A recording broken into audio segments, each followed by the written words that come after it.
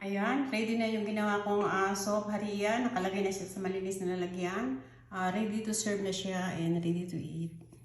هاي روز. Hi, madam. How are you؟ Fine, madam. الحمد لله. اليوم روز بتوريكم طريقة شوربة الحريرة. يلا روز. Hello mga kabayan. Ngayon magagawa ko ng soap harira. Ayan, niready ko itong meat. Hiniwa ko siya ng small piece. At niready ko itong sariya. Ayan, ilalagay ko mamaya. At nag-blend ako ng dalawang tomato. Niready ko rin itong hiniwa kong ginger at garlic. At niready ko rin itong 3/4 ng glass ng adas. 1 onion, small piece. At niready ko rin itong tomato paste. Konti lang lalagay ko mamaya. At itong coriander leaves freeze. Salt. Ayan, niready ko itong salt, cumin powder, cinnamon stick, little black pepper, at little turmeric powder.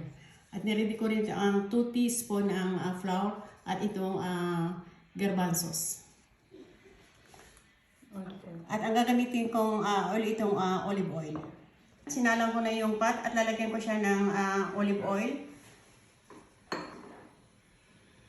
At lalagay ko na rin itong onion.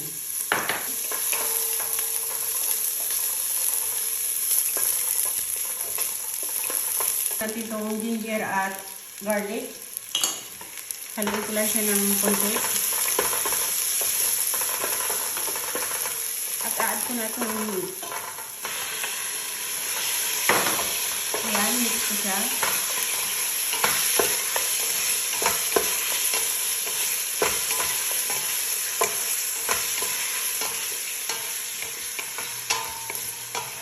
Ayan, white na yung meat niya. At ngayon, add ko na itong tomato paste. Ayan, 1 tablespoon lang yung add ko. Mix ko lang siya.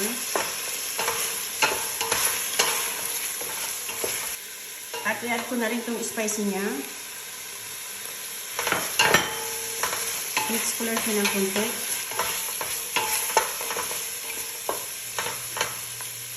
At add ko na itong coriander leaves. Ayan, mix ko rin siya. I-add ko na rin itong adas.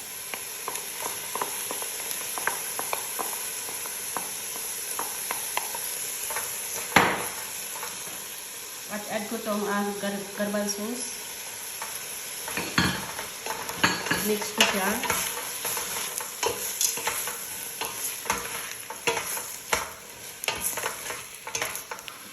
At ngayon, add ko na itong binilend kong tomato.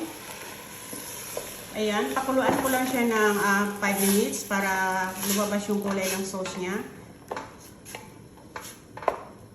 And after 5 minutes, ngayon, add ko na siya ng water. At pakukuluan ko siya ng 1 hour.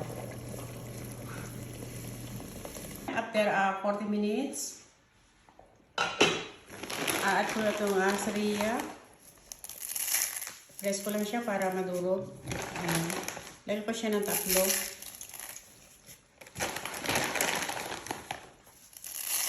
At pakukuluan ko siya ulit ng 10 minutes. Water itong flour. At mimix ko siya. Ngayon, bubuhos ko dito sa soap itong nilagyan kong water na flour. At add ko na rin itong coriander leaves. At ikikip ko siya sa apoy ng 10 minutes. Ayan, after 10 minutes, luto na siya. Ayan, after 10 minutes, luto na siya. At ngayon, lalagay ko na siya sa malinis na lalagyan.